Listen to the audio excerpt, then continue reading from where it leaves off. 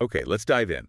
When most people think about ancient justice, maybe Roman justice, their minds often jump straight to the dramatic stuff. Yeah, the big scary prisons. Exactly. Like the Mamertine prison in Rome. These dark, damp, underground places. We tend to see them as, well, early versions of our modern prisons. That image is powerful, definitely. Those places, the carcer, they were terrifying, no doubt about it. Symbols of state power. And they were used as holding pens, mostly short term, or grimly as the last stop before execution. True. But if we only focus on the physical building, the carcer, we get a kind of skewed picture. It makes it seem like ancient justice was all about punishment, about locking people away. Which isn't the whole story. Not at all. And that's really what our sources push us towards today. We're deliberately skipping the sensational sites, the actual cells, and instead we're looking at the underlying framework of law across both Greece and Rome. So less about the dungeon, more about the system itself. Precisely. The sources show us law wasn't just a set of abstract rules. It was, well, a tool, a sophisticated way to manage really fundamental social forces. Like what specifically? Like deep-seated political conflicts. For one, the rigid hierarchy of social status that was huge, especially in Rome. And also that really primal urge for personal or family vengeance. Right, so the mission for this deep dive isn't just about who got punished in the end. No, it's about how power dynamics were woven right into the legal process itself. How the system worked differently depending on who you were or which faction you belonged to. Exactly. Was the power held by political rivals, by different social classes, even by relatives trying to sort things out? We want to understand how justice often ended up being, well, a weapon? Or maybe a privilege? Not really a neutral referee. Okay, so what kind of sources are we digging into for this? We've got some really dense material. We're talking Athenian constitutional crises, times when the whole system nearly collapsed and they had to kind of invent new legal weapons on the fly. Sounds intense. Oh, it was. We've got Draco's early homicide laws trying to impose state control. Then there are the Athenian courts being used for, frankly, lethal political games. And on the Roman side? We'll get into the Roman system, which was incredibly stratified. How punishment was literally codified based on your birthright, your status. We'll look at the surprising economic power some Roman freedmen achieved. Freedmen's, ex-slaves. Yep. And finally, how all legislative power eventually got sucked up into the hands of the emperor. It's basically a study in legal realpolitik. Power-shaping procedure, top to bottom. All right, let's start that journey in Athens, classical Athens. It's a place we often associate with democracy, the rule of law. The ideal, yes. But its early legal history seems rooted in something much more basic, just managing violence. And that brings us to Draco. Around 621, 620 BC, he gives Athens its first written laws. That feels like a massive deal. It was monumental, absolutely. What was so revolutionary about what Draco did, especially with homicide laws? Well, the core innovation was asserting that killing someone wasn't just a private matter, an injury between families. It was a crime against the whole community, the polis. And that meant the state had to get involved. So moving it out of the realm of pure blood feud. Exactly. Before Draco, if your relative was killed, the response was often just retaliation, kin killing kin. It could spiral into these endless, destructive cycles of violence. Bad for stability, I imagine. Terrible for a community trying to establish itself. So Draco had two main goals, really. First, stop that cycle of tit-for-tat killing. Second, make it clear that the state, not the family patriarch, had the ultimate say in matters of life and death. So the state is trying to insert itself between that primal urge for vengeance and the traditional authority of the family unit. Yes, and that's a tricky balancing act. For the state to step in like that, it needs teeth. It needs the power to actually enforce its rulings. And back in the 7th century BC, that wasn't a given. How do they make it work then? Well, the sources suggest Draco's system kind of relied on a key assumption, that usually the killer and the victim weren't related. They came from different families. Okay, why does that matter? Because if they're unrelated, the state could count on the victim's family, their kin, to push hard for prosecution. Their natural desire for vengeance would actually fuel the state's legal process. The family's anger becomes the engine for state justice, in a way. Ah, I see. Using the existing social dynamics to bolster the new legal one. Yeah. But what if that assumption breaks down? What if the killer is family? A brother kills a brother, a son kills a father. Now you've hit the absolute core tension. The tragic dilemma in Athenian culture. It runs through their law, their drama, everything. How so? Because Athenian ethics, their sense of piety, demanded that you avenge a slain kinsman. It wasn't just about anger. It was a religious duty for the victim's soul, for the family's honor. Okay, so piety says seek vengeance. But that pious duty slams head-on into another absolute cultural necessity, keeping the family unit together, maintaining solidarity, what they called philia. So avenging the dead relative means potentially destroying the living family. That's an impossible choice. Utterly impossible. It's the stuff of Greek tragedy, literally. Think of the Oresteia by Aeschylus. Orestes has to kill his mother, Clytemnestra, to avenge his father, Agamemnon, whom she murdered. The plays just wrestle with this unbearable conflict. You're damned if you do, damned if you don't. Aeschylus basically argues it can't be solved by humans alone. Wow. Okay, so that's the literary expression. But in the real world, in Athenian law courts, did that happen? Did piety, the need for vengeance, usually win out over family solidarity, philia? The legal evidence suggests no, not usually.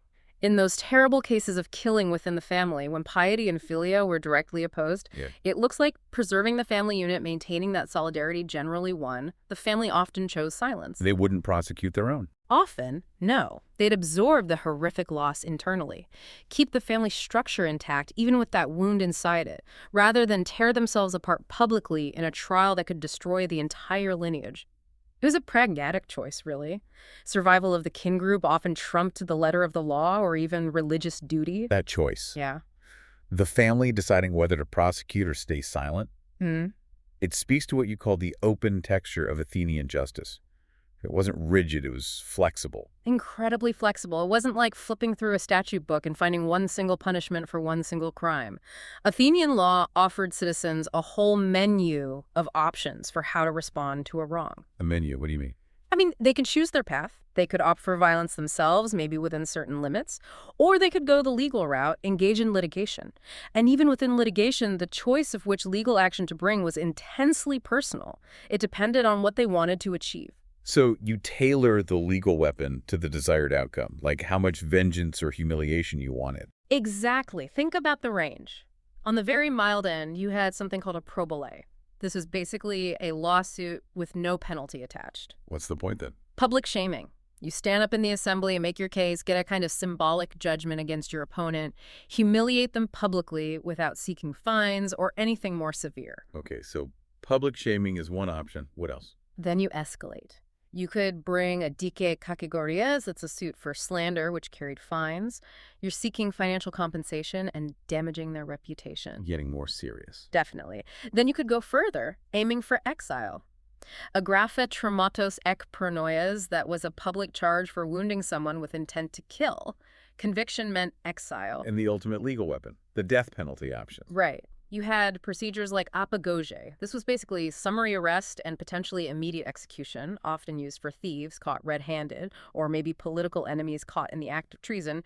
Quick and brutal. No lengthy trial. Not necessarily in those cases. Or you had the very famous graphi hybrios. This was a charge for hubris, outrageous behavior, arrogance, often with religious impiety mixed in. This is a really powerful weapon, often used in political struggles to completely destroy an opponent. Conviction could mean death. Wow. So the key takeaway is that this huge variety of procedures meant law wasn't just law, it was a toolkit, a sophisticated arsenal. Precisely. The citizen could choose the exact level of damage, the precise kind of social or physical harm they wanted to inflict on their enemy, their ektheros. That really highlights how personal conflict and state mechanisms were just deeply intertwined. It wasn't just citizens using these tools against each other, though, was it? The state itself seemed to use this weaponized view of law, even internationally. Oh, absolutely. And this leads us to one of the most, frankly, astonishing bits of Athenian legal practice. Androlepsia. Androlepsia, what does that mean? It sounds literally translates to man seizure. Seizure of men. It sounds like something out of pirate law, maybe. But it was a formal, recognized part of Athenian law, designed specifically to handle cases where an Athenian citizen was killed outside Attica, in another city-state. Right. So if an Athenian merchant is killed in, say, Corinth, what happens? Athens would demand that Corinth hand over the person responsible for the killing. Standard enough. Yeah. But what if Corinth refused? What if they protected the killer? Then Athens uses androlepsia. How? Athenian law then authorized Athenian citizens, potentially the victim's family, to seize, essentially kidnap, up to 3 citizens from Corinth. These could be any Corinthian citizens they could get their hands on, maybe traveling or trading near Attica. But kidnap innocent Corinthians who had nothing to do with the original crime. Correct. Up to 3 totally unrelated individuals from the killer's home city. These seized people would then be brought back to Athens. To do what? To stand trial in Athens for the original homicide committed by someone else in Corinth. That is insane. Yeah. Athens claimed the right to kidnap foreigners and try them for a crime someone else committed back in their own city, just because their city wouldn't extradite the actual killer. It's a staggering assertion of extraterritorial power. Completely blows past what we think of as normal diplomatic or legal relations. It's basically using foreign citizens as legal hostages. That's exactly what it is, judicial leverage. It sent a very clear message. If you, as a foreign city, want to avoid having your own citizens snatched off the street and put on trial in Athens under Athenian rules, you had better cooperate. You hand over the person we want. It really underlines how far Athens would go to say, our citizens' lives matter and our legal reach follows them one way or another. It shows a state willing to use law not just internally, but as a tool of coercive foreign policy. Right. Radical stuff. Okay, so law as a tool of foreign policy, even through kidnapping. Let's bring it back inside Athens now, to internal politics. We know the big Greek thinkers Thucydides, Plato, Aristotle, they all saw the rule of law, nomos, as crucial. It was supposed to be the thing that stops society tearing itself apart with civil strife, with stasis. That was the ideal, absolutely. Law as the great stabilizer, the shield against factional chaos. But the reality seems different. Based on the sources, it sounds like politicians didn't just bend the law, they actively wielded it, especially during crises. They absolutely did. They didn't just ignore the law when it was inconvenient, they mastered it. They turned a legal procedure into their sharpest, most effective weapon. In times of major political upheaval, like constitutional crises, well, the courts basically became battlegrounds, killing floors almost, just dressed up nicely with legal formalities. So instead of preventing stasis, law became a primary method for fighting it out. Exactly. It became the language, the arena for political warfare. And there's a classic example of this, right? The case of Cleophon, the demagogue. This happened during those really desperate final years of the Peloponnesian War. Athens was losing, deeply divided. Yeah, the Cleophon case is a textbook illustration of how to rig the system for political ends. You had oligarchic conspirators, figures like Theramenes were involved, and they needed Cleophon gone. Why? Who was he? He was a very popular, very powerful leader of the Democratic faction, a major obstacle to the oligarchs' plans. So to get rid of him, they launched a capital lawsuit, a trial where the penalty was death. But they couldn't just accuse him of being a Democrat they didn't like. That would be too obvious. Right, too nakedly political. They needed a plausible legal cover, a pretext. The source uses the Greek word prophasin. And was the prophasin the official charge? Desertion in the field. Shirked his military duty, a very serious offense, genuinely punishable by death in Athens. So, on the surface, it looks like a legitimate military trial. Okay, but what was the real motive? The source gives another Greek term for that, right? Yeah.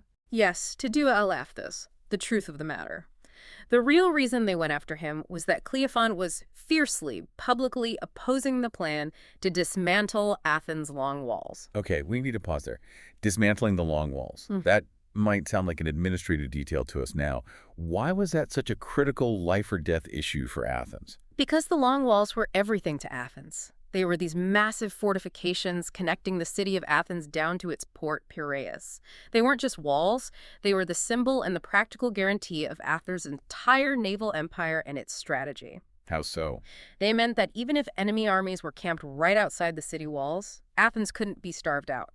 As long as they controlled the sea, ships could sail into Piraeus and supplies could come up safely between the long walls into the city.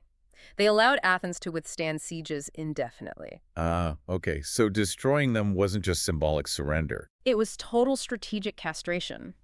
And the Spartans, having finally defeated Athens in the war, were demanding the walls come down as a key part of the peace terms. Destroying them meant ending Athens' imperial ambitions forever and leaving the city vulnerable. Cleophon, as the leader of the staunch Democrats, was rallying the people against accepting these humiliating terms. Got it. So the oligarchs who wanted to accept the Spartan peace deal, maybe to end the war, maybe to secure their own power, needed to silence the main voice of opposition. Precisely. And they used this charge of military desertion as the legal crowbar to do it. Clever. But just bringing the charge wasn't enough, was it? They had to ensure a conviction. Right. They couldn't risk him being acquitted. So the sources tell us they compounded the deception. They actively rigged the jury. The term is dikastherion perisquasantes. They prepared the jury court, packed it, presumably, with their supporters or people they could influence. To guarantee the death sentence. Yes. They needed a quick conviction before Cleophon's democratic base could fully react or intervene. It's a chilling example. Even while fundamentally undermining the Constitution and silencing opposition, they still felt the need to operate behind the mask of legality. Law wasn't about justice for Cleophon. It was purely about political elimination for the oligarchs. And this wasn't a one-way street. When the political winds shifted back. Oh, the consequences were just as brutal. Look at what happened when the short-lived oligarchy of the 400 collapsed earlier in the war. What happened to its leaders? The moment their political faction lost power, their lives were on the line. Two of the most prominent figures from the 400, Antiphon, a famous orator, and Archiptolos, were immediately arrested, tried, and swiftly executed. So political failure wasn't just losing an election. Not in Athens during these crises. It was often a zero-sum game. You didn't just lose influence, you could lose your property, your citizenship, and very possibly your life. The state's power to execute, wielded through the courts, was the ultimate political stake. This weaponization of law wasn't limited to these moments of total constitutional breakdown either.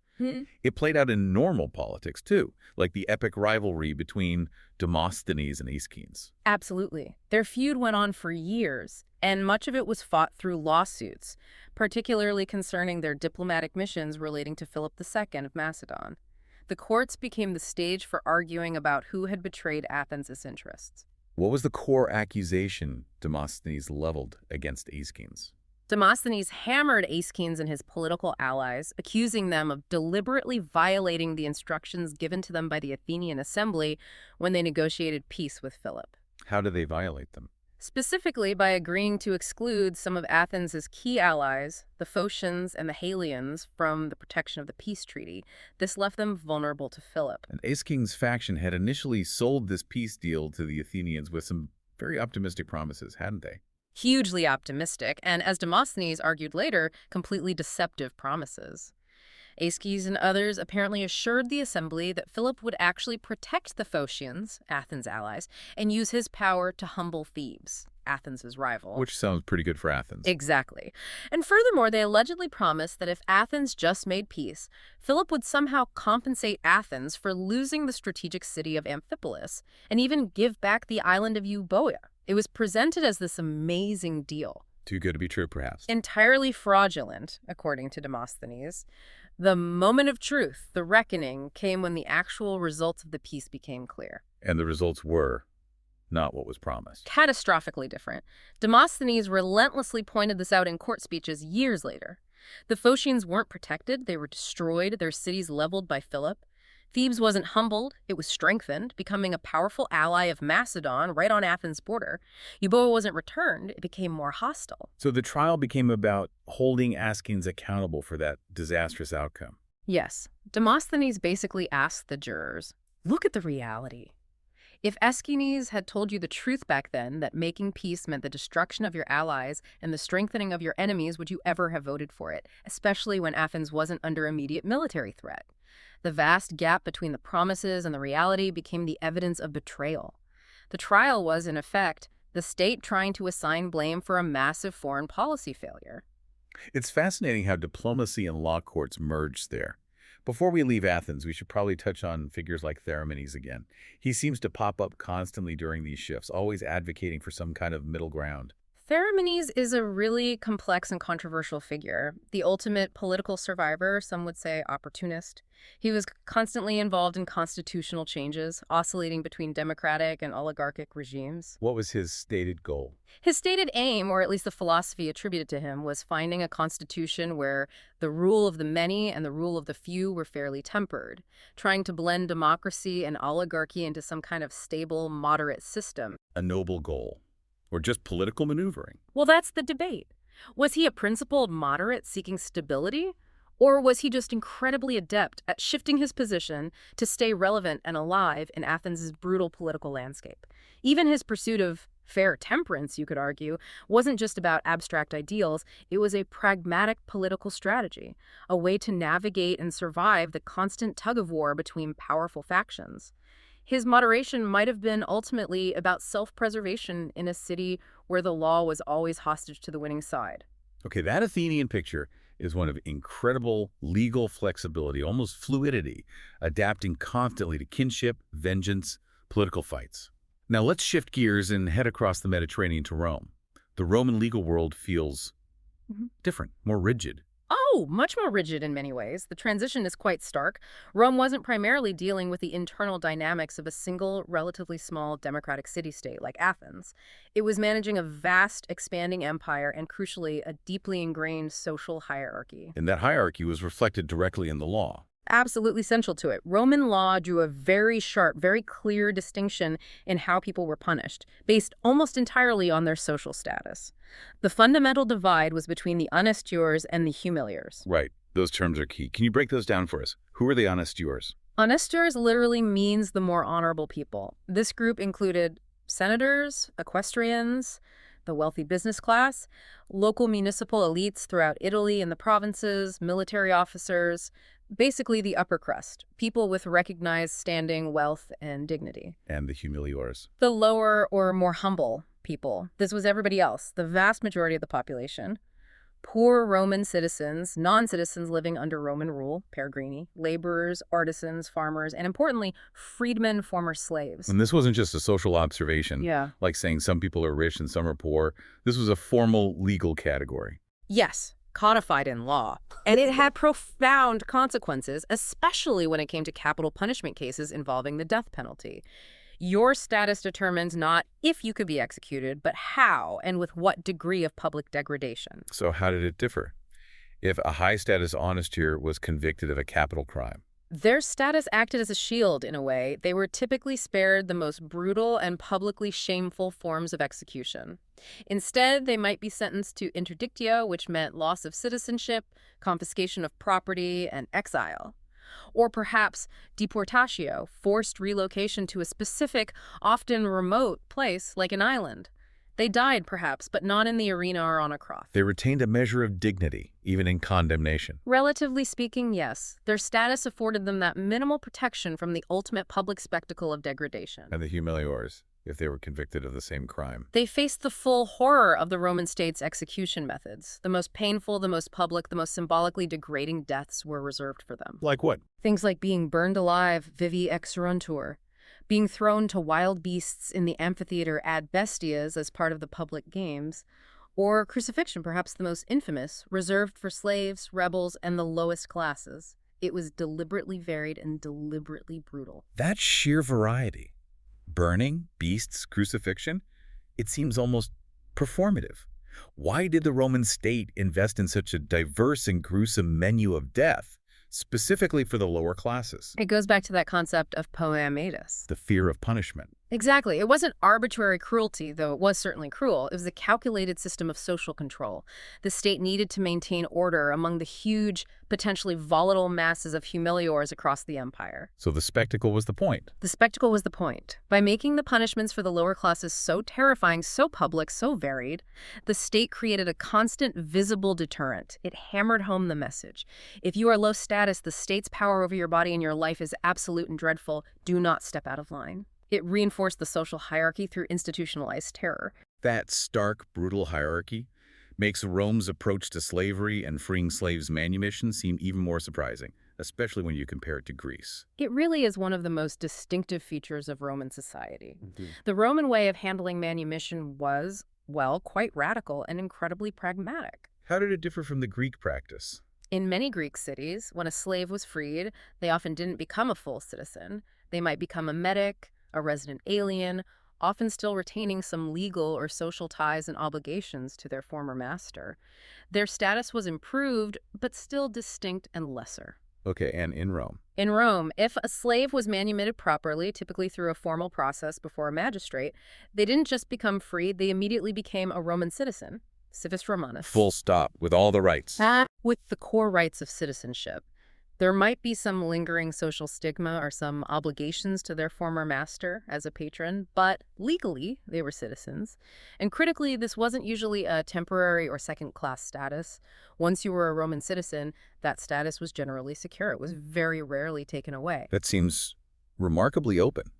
It provides a path for upward mobility that just didn't exist in the same way elsewhere. An incredible path, especially for slaves who possessed valuable skills. Think about educated slaves who served as doctors, teachers, accountants, business managers, architects, confidential secretaries for wealthy Roman families. They could earn or be granted their freedom. And suddenly, they were Roman citizens. Now, many freedmen remained relatively poor, of course, but a significant number, particularly those involved in commerce, crafts, or finance, did extremely well. And a small number amassed absolutely staggering fortunes. Becoming major economic players. Huge players, controlling shipping, trade networks, construction, money lending. They often became influential figures in local communities, even funding public buildings or religious cults. This, by the way, often infuriated the old Roman aristocracy, who looked down on their origins, but they couldn't deny their legal status or their wealth. You mentioned an example earlier of just how wealthy an ex-slave could become. Can you give us those numbers again, just to grasp the scale? Yeah, there's a famous, possibly slightly exaggerated account from Pliny the Elder, I believe, about a freedman named Gaius Caecilius Isidorus.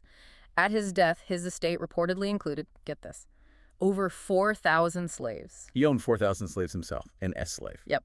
Plus 7,200 oxen for farming, huge land holdings, and supposedly 60 million sesterces in cash. 60 million sesterces. How much was that in Roman terms? Put it in perspective. Okay, the minimum property qualification required to even be eligible for the Roman Senate, the absolute elite, was 1 million sesterces.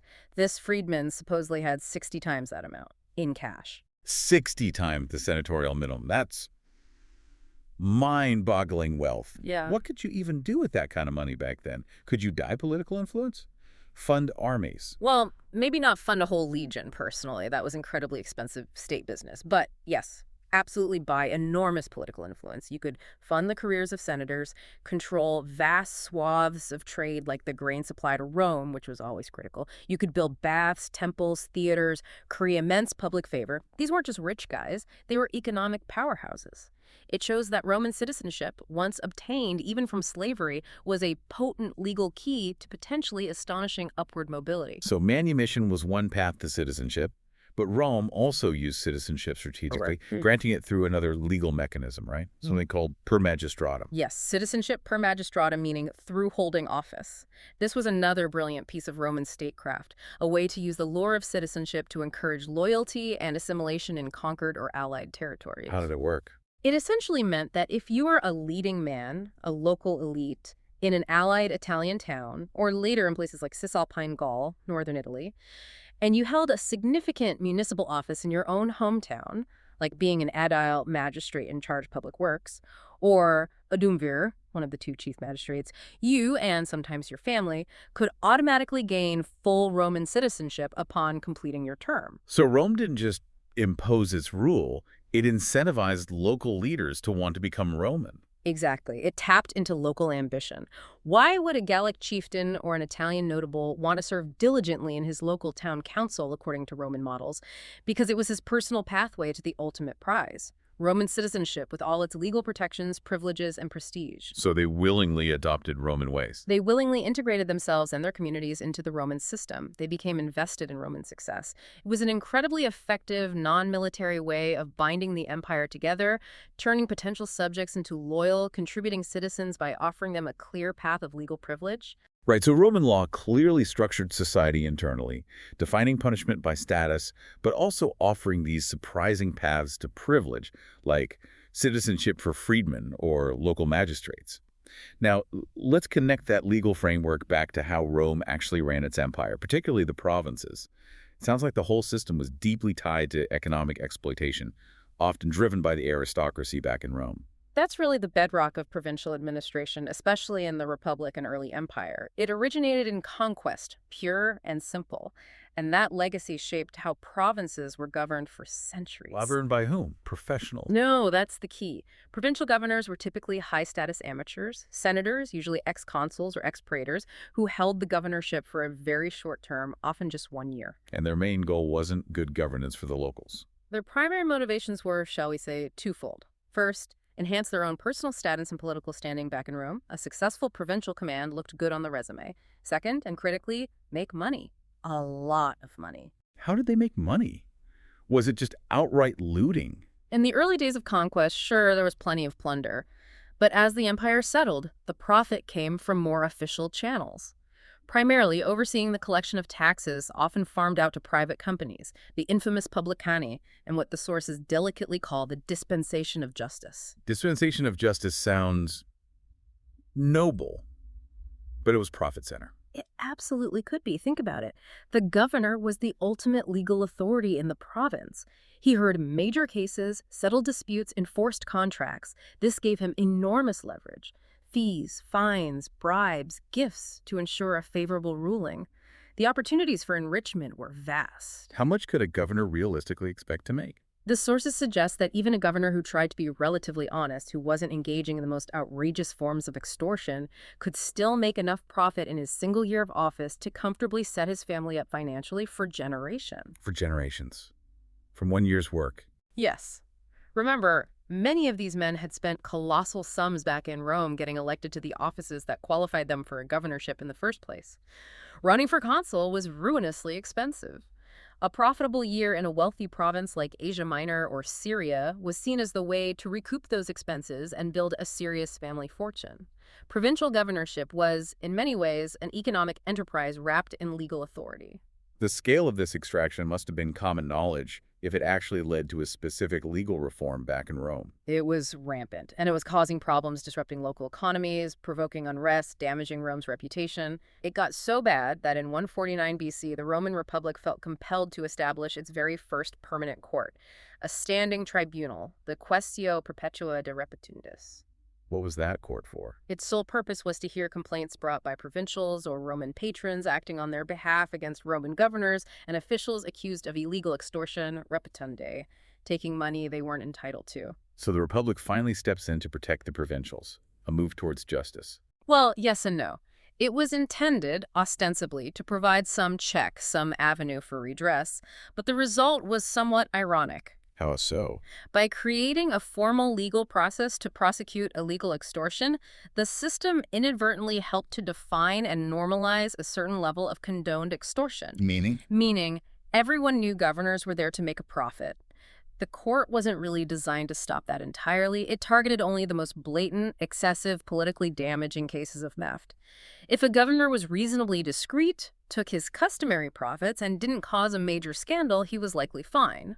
So the court, while prosecuting some, effectively ended up establishing a baseline of acceptable exploitation. It almost legalized the standard practice of profiting from office. Wow. Okay, so that's the Republic. As Rome transitions into the empire, under figures like Augustus and his successors, where does lawmaking power go? Does it stay with the Senate and assemblies? No, that's one of the most fundamental shifts. Legislative authority, which had been somewhat fragmented under the Republic, spread across popular assemblies. The Senate, magistrates' edicts, becomes increasingly centralized. It flows directly from the emperor. The emperor becomes the source of law. Essentially, yes. His will becomes law. And this happens through several channels. He could issue imperial edicts, which were direct pronouncements.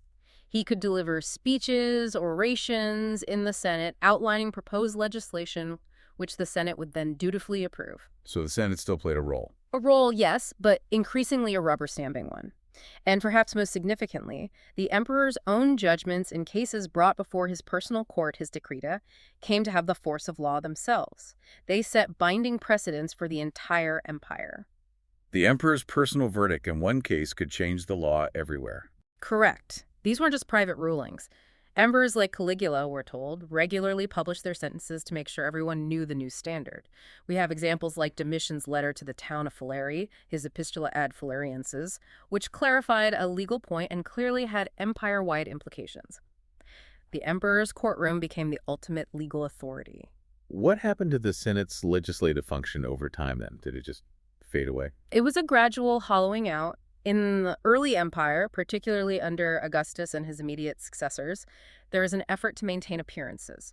New laws were often framed as senatus consulta technically, decrees of the Senate, which historically were just advice given to A magistrates. disguise, almost. Exactly. It provided a kind of semi-republican cloak, as one scholar put it, for what was really imperial legislation. It paid lip service to tradition. But eventually that pretense was dropped. It was. By the end of the 2nd century AD, if you look at the writings of the great Roman jurists, the legal experts whose commentaries became authoritative, they stopped bothering to cite the full senatus consultum. What did they cite instead? They just quoted the emperor's introductory speech, directly the Oratio Principis, as the source of the law. That small shift in citation practice speaks volumes. It signals the final, open acknowledgement that the emperor's word was the law. The Senate's role had become purely formal. All legislative power now resided unambiguously with the princeps. Before we wrap up, let's just quickly circle back to the philosophical side. We talked about Cicero, the great Roman lawyer and philosopher. He had these high-minded principles of justice, right? He did. Cicero famously laid out 2 fundamental principles of justice in his work De Officiis, on duties. First, do no harm to others. Second, serve the common utility, the common good. Ideals of peace, fairness, cooperation. Very noble. But did even Cicero admit that these ideals might have limits, that justice might need to bend to circumstances? Yes, even Cicero, the idealist, was also a pragmatist. He acknowledged that sometimes necessity dictates. Necessity trumps principle. In extreme circumstances, potentially yes. He argued that if the fatherland was in grave danger, if there was a crisis, even the most dedicated philosopher should immediately drop his abstract pursuits. He uses the example of contemplating the stars and rush to help the community. So practical action for survival takes precedence. Exactly. Actions that serve justice in a practical sense, meaning actions that prioritize the utility and survival of human beings, and the community must sometimes be preferred over rigid adherence to abstract knowledge or even pure moral rules. Justice, even for Cicero, wasn't just an abstract ideal. It was fundamentally about the practical business of maintaining the social order and ensuring the survival of the community and its leadership. #tag outro. Wow. This has been quite a journey through the mechanics of ancient law. It really peels back the layers, moving way beyond just thinking about prisons.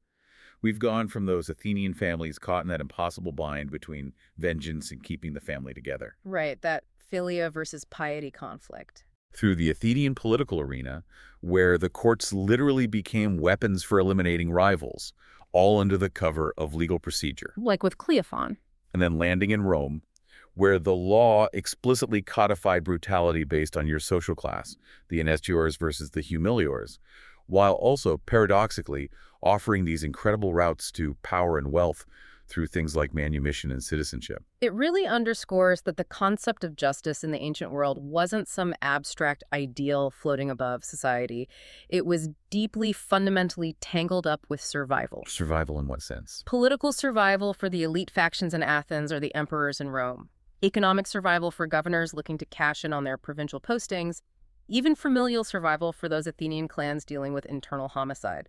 Law, in practice, was often less about fairness and more about managing conflict or cementing power. A tool, as you said earlier. A flexible, sophisticated, and incredibly powerful tool. And when law becomes that personalized, when it's dictated by the needs of kin or a political faction or the absolute will of an emperor, the focus inevitably shifts. It moves away from abstract morality, from right and wrong in a universal sense, and focuses almost entirely on consequences, on power, on who wins and who loses. Which brings us to a final thought, something for you, our listeners, to consider. We, in the modern world, we tend to pride ourselves on the idea of impartial justice, blind justice, law that applies equally to everyone, regardless of status or wealth. That's the ideal we strive for. But reflecting on what we discussed today and remembering that observation from Aristotle that all men, or most men, wish what is noble but choose what is profitable, it makes you wonder. Indeed. If the ancient sources show us anything, it's that the powerful, the honestiers of their time, consistently found ways to shape, bend, or weaponize legal procedures to serve their own interests, for profit, for power, for survival. So the provocative question for you is this. How much does political and economic survival today still depend on using legal procedures in subtle or maybe not so subtle ways? Think about complex regulations, parliamentary maneuvers, intricate court strategies, lobbying. Are the checks and balances we rely on, our courts, our laws, our democratic processes, truly immune? Or can they still be subtly co-opted, bent to serve the interests of the powerful, the honestiores of our own time? It's something we're thinking about.